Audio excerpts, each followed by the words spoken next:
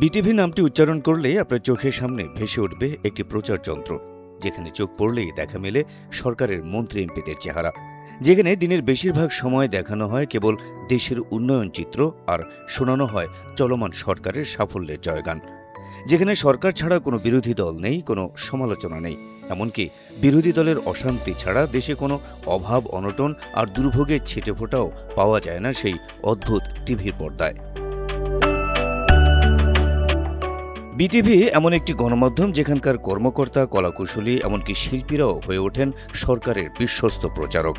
সরকারি দলের না হলে বিটিভি ভবনে প্রবেশ করাটাও এভারেস্টের চূড়ায় আরোহণ করার মতোই কঠিন হয়ে পড়ে ভিন্ন মতের শিল্পীদের জন্য। দল বিবেচনায় শিল্পীদের কালো তালিকা ভুক্তির সংস্কৃতিরও একমাত্র ধারকেই বিটিভি। তবে এবার বিটিভিকে সেই একতরফা সরকার বন্দনার রীতি থেকে বের করে আনার পরিকল্পনার কথা জানিয়েছে বর্তমান বিএনপি সরকার।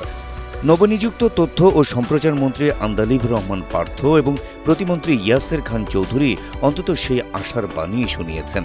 বলেছেন, এখন থেকে বিটিভি শুধু সরকারের কথা বলবে না, বিরোধী দল এমনকি সরকারের বাইরের দলগুলোর কথাও বলবে। শুধু তাই নয়, বিটিভিতে সরকারি দলের মন্ত্রী এমপিদের চেহারা কম দেখাতে অনুরোধ করেছেন সংশ্লিষ্ট মন্ত্রী প্রতিমন্ত্রী। দেওয়া হয়েছে বিরোধী দলের খবর গুরুত্বের সঙ্গে প্রচারের নির্দেশনাও। 25 আগস্ট মঙ্গলবার সচিবালয়ে সরকারের বিভিন্ন কার্যক্রমের অগ্রগতি নিয়ে আয়োজিত সংবাদ সম্মেলনে তথ্য ও সম্প্রচার মন্ত্রী আন্দালিব রহমান পার্থ নিজেই এসব তথ্য জানান। মন্ত্রী জানান, বাংলাদেশ টেলিভিশনের সঙ্গে সাম্প্রতিক আলোচনায় তিনি ও প্রতিমন্ত্রীর প্রথম অনুরোধ ছিল তাদের ছবি যেন বিটিভিতে যতটা সম্ভব কম দেখানো হয়। তিনি বলেন, বিটিভি, সংসদ টিভি সহ সরকারি টেলিভিশনগুলোতে শুধু সরকারি দলের সংসদ সদস্য ও মন্ত্রীদের খবর প্রচার করা হবে না, আনুপাতিক হারে সংসদের বিরোধী দলের সদস্য এবং সংসদের বাইরে থাকা বিরোধী দলগুলোর খবরও প্রচার করতে হবে। সরকারের বিরুদ্ধে হোক, পক্ষে হোক, জনগণের পক্ষে যে কথাগুলো সেগুলো তুলে ধরতে হবে। এটাই হচ্ছে গণতন্ত্র। বিটিভিতে এই পরিবর্তনগুলো আনা কঠিন হবে উল্লেখ করে মন্ত্রী বলেন, দীর্ঘদিনের প্রচলিত ব্যবস্থার কারণে এটিও পরিবর্তন করা কঠিন হয়ে পড়ছে। রীতিটাই এমনভাবে হয়ে আসছে। ইনশাল্লাহ আমরা একটা প্রসেসের মধ্যে আছি। আমার বিশ্বাস, আপনারা সঙ্গে থাকলে, দেশের মানুষ সঙ্গে থাকলে আমরা ঠিকমতো এগিয়ে যেতে পারব। সরকারের এসব সিদ্ধান্ত কার্যকর করতে মঙ্গলবার থেকেই সংশ্লিষ্টদের নির্দেশনা দেওয়া হয়েছে বলে জানালেন প্রতিমন্ত্রী ইয়াসের খান চৌধুরী।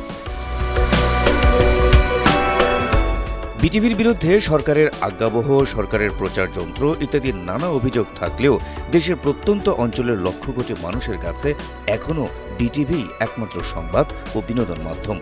বিনোদন, জনবান্ধব ও সচেতনতামূলক বেশ কিছু অনুষ্ঠানের জন্য এখনও বিটিভি দেখেন বহু মানুষ। নিজেদের দুর্নাম ঘোচাতে এখন শুধু দৃষ্টিভঙ্গিটা পাল্টাতে হবে। নির্দিষ্ট দলের গণ্ডি থেকে বের হয়ে নিজেদের হতে হবে নিরপেক্ষতার প্রতীক। আর সেটি করতে হলে বিএনপি সরকারকেই দেখাতে হবে সর্বোচ্চ সদিচ্ছা আর আন্তরিকতার প্রদর্শন।